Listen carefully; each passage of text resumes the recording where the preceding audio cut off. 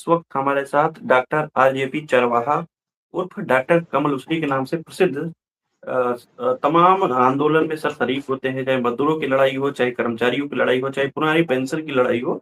Sir बढ़-चढ़कर मज़दूरों, कर्मचारियों और तमाम पेंशनधारियों की लड़ाई लड़ते हुए नज़र आते हैं। अभी जो यूजीसी का नया जो कानून बिल आया है, जिसमें देखने को मिला कि एससी-एसटी के जो और ओबीसी के बच्चों के साथ जो यूनिवर्सिटी कॉलेजों में जो उनके साथ जातिगत भेदभाव होता था, उसके विरोध में कानून लेके आया है कि उनके साथ जातिगत भेदभाव रोकने के लिए, चाहे पायल तरबे का मामला हो, चाहे रोज़ बिमला, इसके पहले हम लोग देख चुके हैं। तो ये देखने को मिला कि जो अपर कास्ट के लोग हैं, वो इसका विरोध बड़े पैमाने पे करते हुए नज़र आ रहे हैं। तो इस विषय पे बातचीत करेंगे। डॉक्टर साहब क्या कहेंगे जिस तरह बड़े पैमाने पे देखने को मिल रहा है कि यूजीसी का जो अपर कास्ट के लोग हैं, विरोध करते हुए नज़र आ रहे हैं, क्या कहेंगे आप? देखिए, जो यूसी 2026 का बिल आया है 13 जनवरी को, ये ऐसे ही नहीं आ गया है। इसके लिए रोहित वेमुला, पायल ताडवी, दर्शन सोलंकी, अपेक्षा प्रियदर्शनी, वैभव जाधव जैसे हजारों छात्रों की शहादत के बाद आया है। और आप को मैं एक घटना सुना रहा हूँ कि अभी आपने देखा होगा तालिबान में ये कहा गया कि महिलाओं की शिक्षा पूरी तरह से बंद।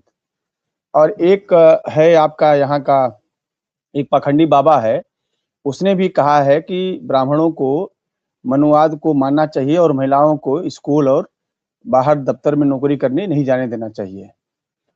तो साफ-सी बात है कि जो शिक्षा में जो भी गरीब किसान मजदूर या वंचित समाज के लोग हैं, जब भी उनके हक की बात होगी, तो ये लोग उसी तरह बात करेंगे और कोई सुधार को स्वीकार नहीं करेंगे। जिस तरह तालिबान में महिलाओं को अधिकार नहीं है, उस तरह भारत में भी चाहते हैं कि ना हो। इसीलिए जब भी कोई बदलाव जिसमें जिनको ये नागरिक नहीं मानते हैं अपने मनुस्मृति के अनुसार, उनके हक की कोई बात होगी तो इस तरह का ये नौटंकी इस तरह ये करते रहते हैं और करेंगे। हमको ये बात समझ में नहीं आ रही है कि विरोध किस बात का कर रहे हैं। भाई आप जो यूसी का बिल बना है, उसमें जो मेंबर थे, उसमें 17 तो आप ही लोग हैं। और आपने तो वो भी पूरा नहीं दिया है। आपने आईआईटी में नहीं दिया है, एम्स में नहीं दिया है। अभी हमको लड़ना चाहिए। भाई हम ये सोच रहे थे भाई चलो कुछ तो दिया। हम आगे लड़ाई लड़ रहे थे। उल्टा जो आप हमें दे रहे हैं वो भी छीन लेना चाहते हैं। तो ये साफ ना समझना पड़ेगा। महिलाएं हैं, डॉक्टर अम्बेडकर साहब कहते थे कि भाई किसी समाज का मूल्यांकन उन महिलाओं की स्थिति से समझना चाहिए। तो ये जो विरोध कर रहे हैं, उनमें जो महिलाएं हैं, ये तो बाकायदे इसमें है कि भाई उसमें महिला मेंबर होगी, वो किसी जात धर्म की हो सकती है, वो सवर्ण भी होगी। ईडब्ल्यूएस आरक्षण में कौन है? सवर्ण लोग हैं, वो उसमें मेंबर होंगे। विकलांग कौन है? तब वो किसी जात धर्म का आदमी व्यक्ति होगा। अच्छा मान लीजिए जो मेंबर बनेंगे, बनाए जाएंगे, आप बताइए 45 केंद्रीय विश्वविद्यालय हैं और उन केंद्रीय विश्वविद्यालय में उसका अब सब जान रहे हैं कि वाइस चांसलर उसका मेंबर होगा, उसका विभागाध्यक्ष उसका मेंबर होगा। तो 45 में एक एससी और एक एसटी और 5 ओबीसी हैं। कुल तो आप ही रहेंगे ना भाई। वो बीसी है तो वो मतलब जो है जनरल का है, तो वहां जात की बात नहीं आ रही है। विवेकानंद आप देख लीजिए कि देश में जो प्रोफेसर वगैरह हैं, उनको देख लीजिए संख्या। और जो सुसाइड बच्चे करते हैं, जो जिनकी शहादत होती है, ये मैं नहीं कह रहा हूँ, ये बाकायदे रिपोर्ट है। यूजीसी ने रिपोर्ट दिया है, अभी कुछ दिन पहले जारी किया है। 118% जातिगत भेदभाव बढ़ा हुआ है। और ये विरोध इनका किसी कहीं टिकेगा नहीं, क्योंकि हम लोग जब जवान हो रहे थे तो हम लोग समय मंडल आयोग लागू हुआ था और हमने उसमें भी देखा था इन लोगों का विरोध और किस तरह की कहीं एक टायर जला के कहते थे पूरा लोग छात्रों ने बस फूका। तो इनकी नौटंकी है और मुट्ठी भर लोग हैं, कर नहीं पाएंगे। हाँ, ये जरूर है कि हम सरकार से मांग करते हैं कि यूजीसी को का जो बिल आया है आईआईटी में भी लागू हो, एम्स में भी लागू हो, इसका व्यापक दायरा और बढ़ाया जाए।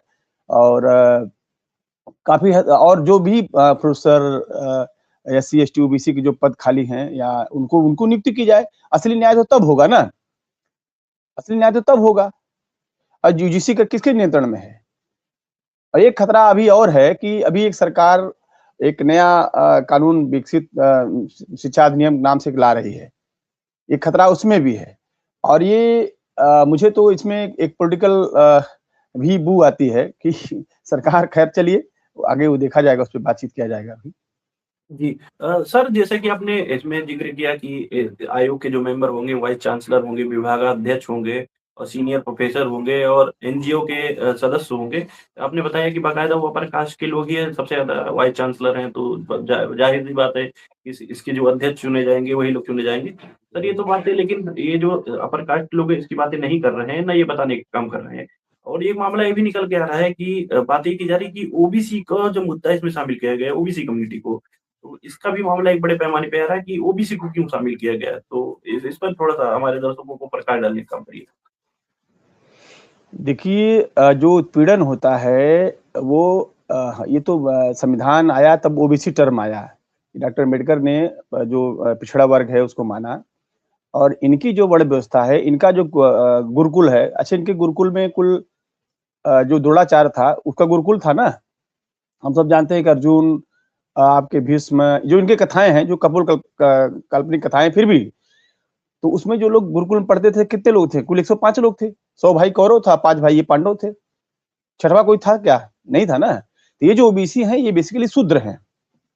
तो ये शूद्रों को भी सम्मान देना नहीं चाहते हैं। और मजेदार बात है वो सामाजिक स्तर पर पिछड़ा वर्ग बनाया जाता है। उसमें इनकी वर्ण व्यवस्था के हिसाब से बहुत सारे जनरल भी आते हैं ओबीसी में। इनकी वर्ण के हिसाब से जो ब्राह्मण है, गिरी, गोसाई, वो भी तो आता है पिछड़ा में। इनके जो बहुत सारे तथाकथित क्षत्रिय जिनको बोलते हैं, वो भी ओबीसी में आता है। यानी वो सामाजिक है और वो ऐसे हवा में नहीं है। उसके लिए बाकायदे काका कालेकर से लेकर मंडल आयोग तक रिपोर्टें बनी हैं। वो जमीन पे जाकर उन्होंने शैक्षिक पिछड़ापन और सामाजिक पिछड़ापन इसके आधार पे वो बना हुआ है। तो अगर है ये सच बात है कि उनको बराबरी भी नहीं है, सामाजिक रूप से भी और शैक्षणिक रूप से। तो शैक्षणिक संस्थान जो संस्थाएँ हैं, वहाँ तो होना ही चाहिए। भाई आप सोचिए दुर्भाग्य है इस देश का कि एक तो आप एक द्रोणाचार्य अंगूठा काटता रहा। ठीक है, जो भी बाहर वो तो एक अपने गुरुकुल पढ़ाया नहीं, बाहर भी जो पाए उनका भी काटता रहा। आप सोचिए कि 35 माने हमारे आंकड़े नहीं, सरकार के अपने आंकड़े, 35 विद्यार्थी सुसाइड करते हैं प्रतिदिन देश में। बहुत बेरोजगारी से अब ये नहीं सबकी जातिगत उत्पीड़न करते हैं, तमाम अनेकों कारण हैं।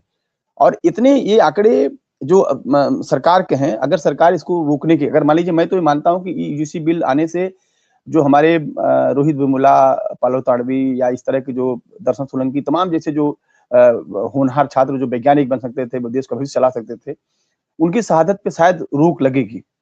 लेकिन इसकी लड़ाई अभी आगे लड़ना है। आगे लड़ना इसलिए है कि ये तो मनु की तरफ ले जा रहे हैं चीज़ों को। डिबेट पूरी तरह से कर रहे हैं। शिक्षा पद्धति इतनी महँगी कर दिए हैं।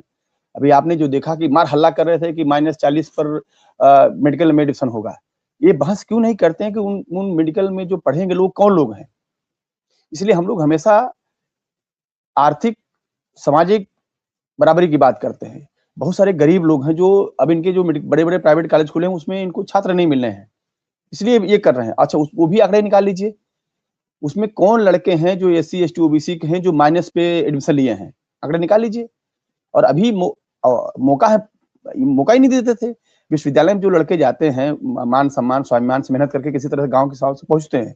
वहाँ आप इतना उसको डिप्रेशन में डालते हैं, इतना प्रताड़ित करते हैं कि वो लड़के स्वाभिमानी लड़के आत्महत्या कर लेते हैं। तो कम से कम इससे ये रहेगा भाई उनको उत्पीड़न होगा, उसकी आवाज़ उठाएँगे, उसकी बातचीत तो जी, करेंगे और जी। अभी भी आप सर देखेंगे इसमें जी, इसमें एक मुद्दा और निकल के आ रहा है सर, देखने को मिल रहा है जो लोग बातें करते थे कि मोदी जी हैं तो मुमकिन है, तमाम ऐसे नारे लगाते थे। मोदी जी की तारीफ में कसीदे पढ़े जा रहे थे इन्हीं सवर्णों के द्वारा।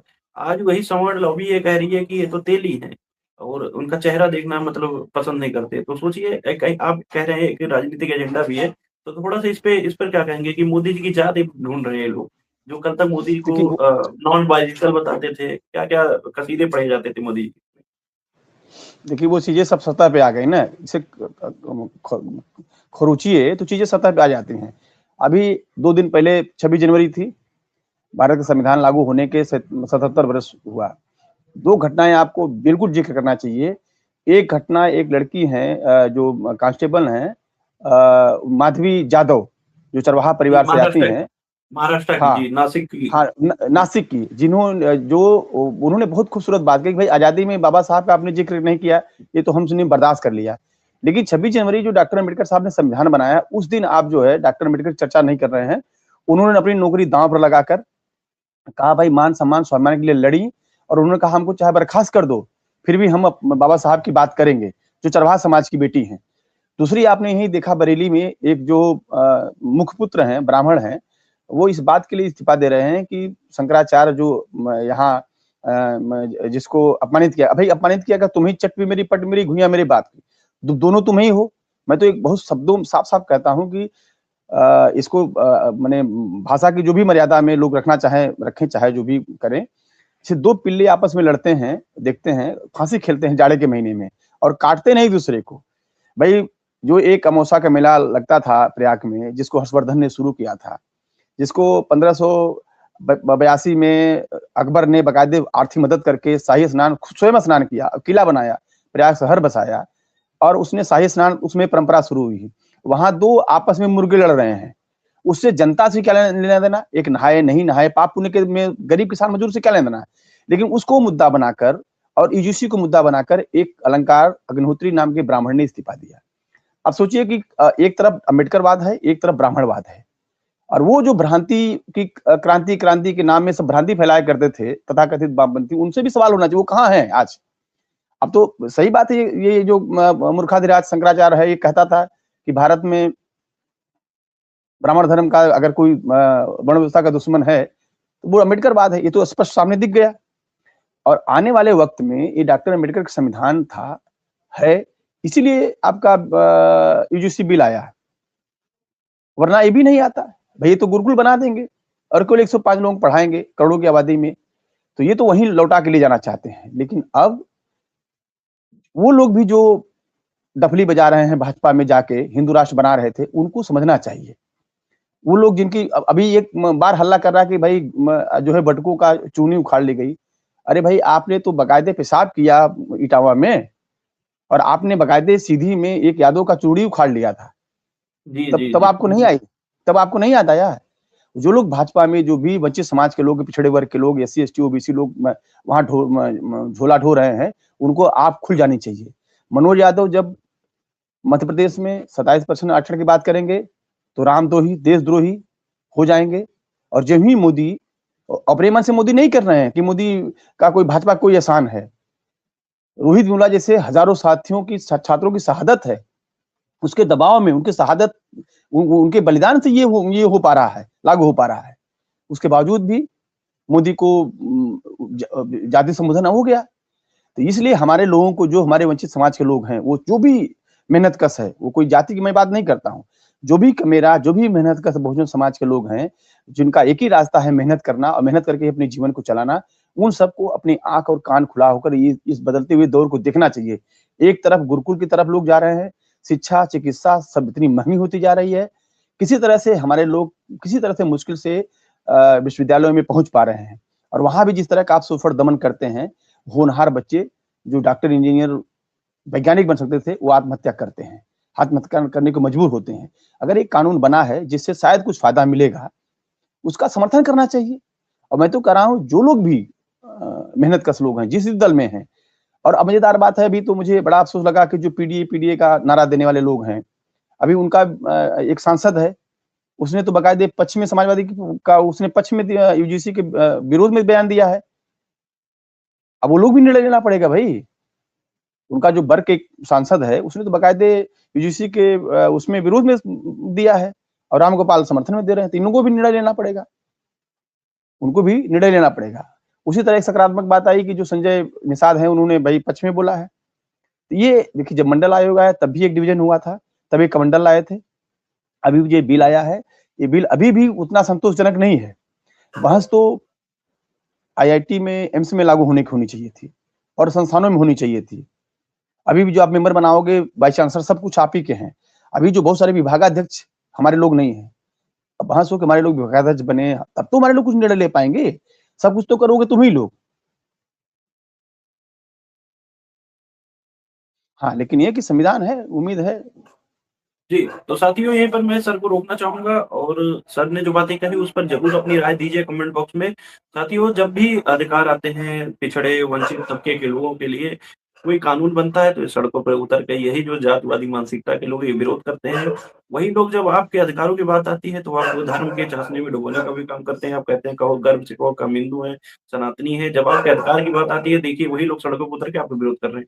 तो आँखें खोलने का समय साथियों